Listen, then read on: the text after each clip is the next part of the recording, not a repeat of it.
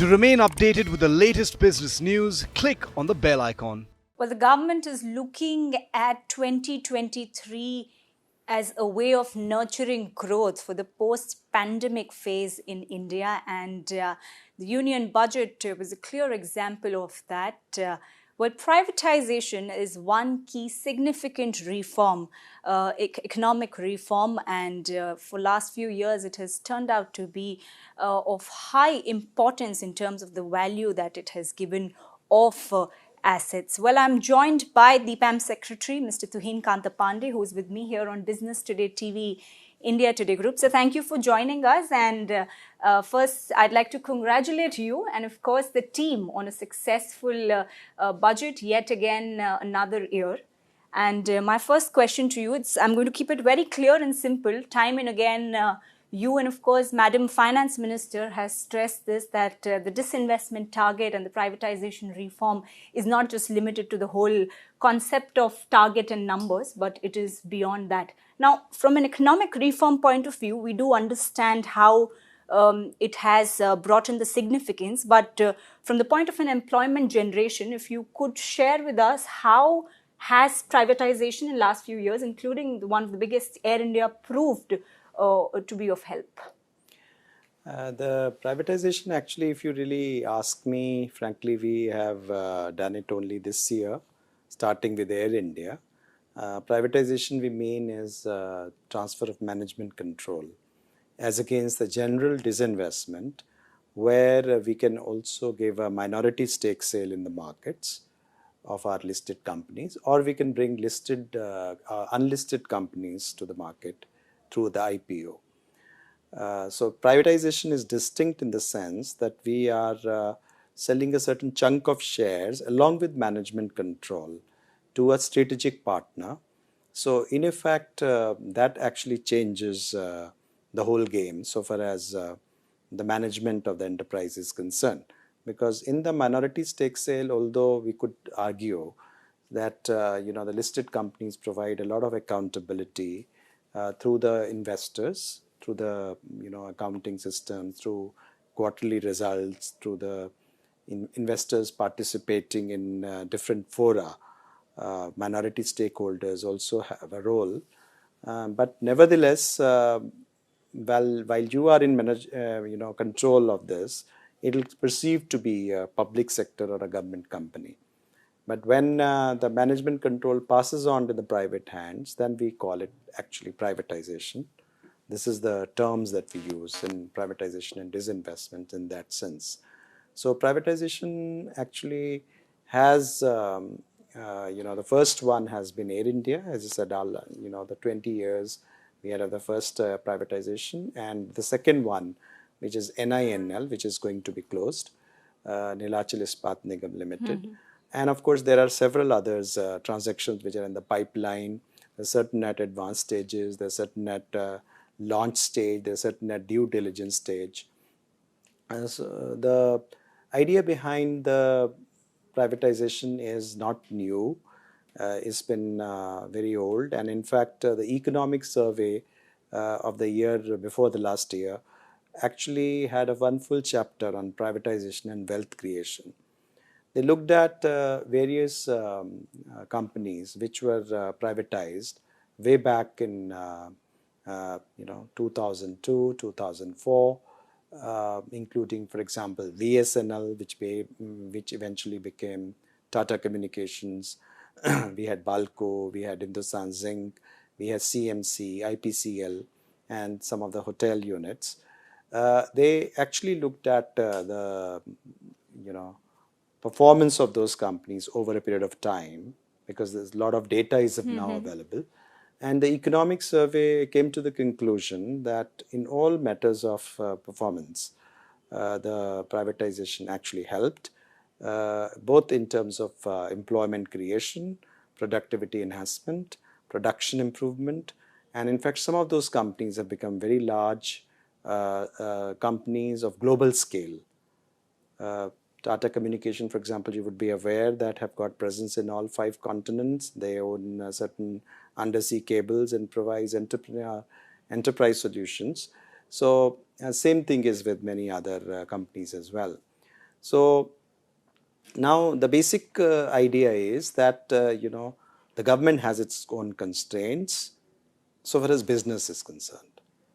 So if you are, if the government sector, there is need of an equity, and often the government doesn't have resources to provide additional equity for businesses because there is so much of demands on the government on the social sector side, farmers, health and education, infrastructure, rural infrastructure, irrigation, and so on and so forth.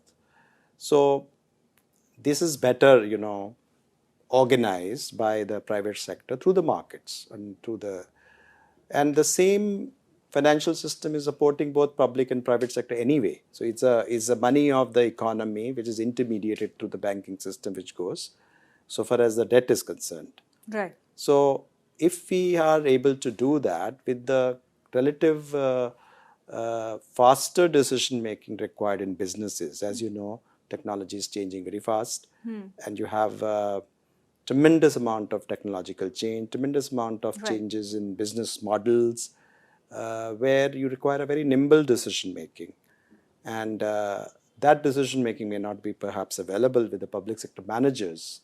I'm not saying that it's universally true, but largely scarce. So therefore, they are not able to actually change with the time as fast as they need to change. So in the interest of sustainable employment and growth, it will be, that if you have a competitive economy, then it's better to put it in private hands because the management practices, the infusion of capital, productivity enhancement measures, and faster decision making will enable better growth and economic and employment potential of the enterprise. So these are the objectives for which we think that privatization is a reform in true sense, more than the disinvestment. Although disinvestment itself brings wider public ownership, Right. if we are doing delisting. So it's one step, but if I would say disinvestment is one step, the privatization is two steps.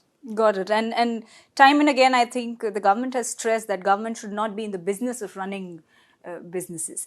Talking a little bit, sir, about the target that you have set and estimated for next year, which is pegged at about 65,000 crore. Now, keeping in mind that a lot of key significant disinvestments could be taken up, can we expect a higher target, maybe a revised higher target? No, I think in terms of targets, we've rationalized the targets to see that we do not, number one, unnecessarily pressure the markets. In terms of this price overhang that sometimes exists for listed companies, stocks. Because if you have an oversupply of stocks in terms of we trying to meet very high targets, there might be adverse impact on prices of those stocks in the market, which will not only impact the minority shareholders which are there, but also in general dissuade people from going into PSU stocks, where even if they are otherwise very valuable companies, high dividend companies. So we should be mindful of that. Secondly, any disinvestment has to be done in opportune time, at opportune price and valuations. So these are the kind of things which, if you have an excessively mandated thing, so therefore we should try and keep. And third is, of course, the privatization, because many of the companies have actually, we have reached almost 51% level in large cap companies. And beyond that, we would have to actually privatize. But we might like to retain them, and therefore the bandwidth may not be available to us for further disinvestment in those stocks. And privatization is an essential thing, as you know, not only from the point of growth, but also from the point of view of garnering resources going forward. But these transactions, they take time, because transferring a management control is quite different from, just diluting the stake in the market, which can be rather quick.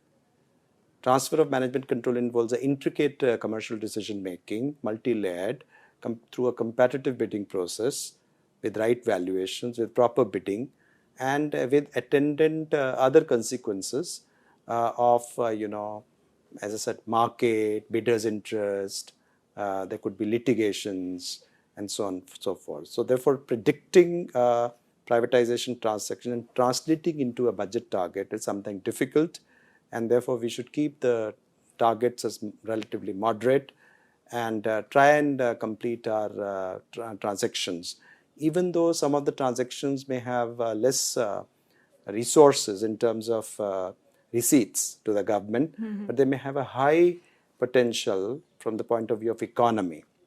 And I would like to give you two examples in this case. For example, in case of Air India, we have we had the opportunity cost of retaining Air India in government control has been very high. If we have been putting taxpayers' money at the rate of 20 crores a day, so it would be in the fitness of things that, it is best managed through efficiency and otherwise in the private hands, rather than making taxpayers pay money day after day after day, month after month, and year after year. So there the question of, it's more than the receipts, it's the question of saving your money, funds, public funds going forward. Similarly, in case of NIL, the other example, the plant was closed for 2 years. The erosion of net worth was complete. This minus 4,000 crore for a small 1.1 million ton plant. And you had a 4,000 crores of accumulated losses. And you had, on the contrary, the plant had a big potential in terms of land, connectivity, and mines. So the potential was not being used, whereas the employees were not getting their salary for 2 years. So with privatization, not only that plants will be revived, but there will be tremendous amount of growth and capital creation there, capacity expansion, which will lead to literally thousands and thousands of jobs and maybe 30,000 to 50,000 crores of capital investments over the next few years. So the whole region will get transformed with that decision. Of course, Government of India, not being the equity partner, because it was basically a JV of state government and central government enterprises, will not get money, will not get any disinvestment receipts.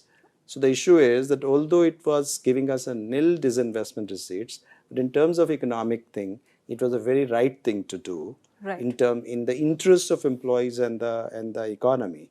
And besides the economic side, on the sentimental side also, it's value creation of an asset from the scratch. Taking that point forward, sir, I'd like to ask you that yesterday budget speech also mentioned about the LIC IPO. In fact, the word is that in next 7 to 8 days, probably DRHP, the prospectus is going to be filed. How confident are we that LIC IPO could happen before March? The year closing? Yes, of course. LIC IPO will come in March, and our DRHP will be filed next 7 to 10 days, next week, by the end of the next week. Right. And in terms of the embedded value and other such figures, they're still in the process, I understand. Embedded value has been done. Now it will be going through the IRDA, the regulator, and then of course feed into the DRHP. Got it. And with BPCL, there has been a major hindrance because I think that was 4 rounds of EOIs followed by a major gap, and you've spoken about it, that there are certain global concerns that have to be factored in. But further going, how are we looking at it at the timeline of BPCL privatization? Can that be expected in the next financial year? And I just want to make a correction. There was no 4 round of EOI. There was only 1 EOI. There were extensions. Yeah, there were extensions in the sense that they, before that thing and COVID struck, and obviously we had a collapse of not only petroleum market, but also, there was total lockdown and so on. So that was a time. But thereafter we got bids, and because it's a $10 billion of net worth requirement for this, it's a very large transaction. And we did have do have bidders. They have started their due diligence after the signing of the undertaking. But there have been also certain issues in terms of energy transition and other things where increasingly it has become very difficult for a large transaction to conclude in the refining sector, particularly petroleum refining. And we have been, of course, through our transaction advisor, persuading them to come forward for financial bidding, and that's where we are. Right. And so because of these global concerns, is it also making it difficult for government to think about disinvestments in the petroleum sector, or is that probably not a question to look into right now? No, as of date, what I can say is that we are into a transaction, so let's hope that it concludes. Right. Another key announcement that was made is on the PSB privatization, where it was announced that 2 banks will be privatized and the roadmap is expected on it. Is that going to happen in the coming year? I think that was an announcement last year, and I think Department of Financial Services is seized of the matter. So that's much I can say. Because that would require a legislative change. Right. And there was also an announcement on the insurance, one insurance company that could be taken up. Well, I think you will come to know whenever our processes, whenever the things are considered in the Cabinet Committee of Economic Affairs for an in-principle decision, then I think we inform the media whenever it is cleared, and then we go forward for our process for appointment of transaction advisors, and then going for roadshows and EOI. Is that going to happen soon, sir? You wait and watch. I mean, Okay.